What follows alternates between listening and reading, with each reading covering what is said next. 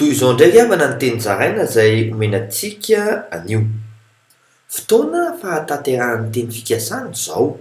Kristy efa nampitondra ireo teny fikasana ho anao olony avy any amin'ny ray.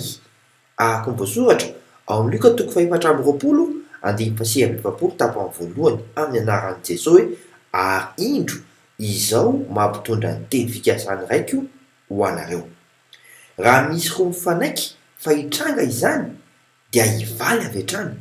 Araka ny voasoratra ao Matteo 7:20 amin'ny anaran'i Jesosy hoe ary lazaiko aminareo koa raha misy roa aminareo mifanaiky aty ambony tany na amin'inona na amin'inona ka hangataka izany dia ho azony avy any amin'ny raiko izay any an-danitra izany.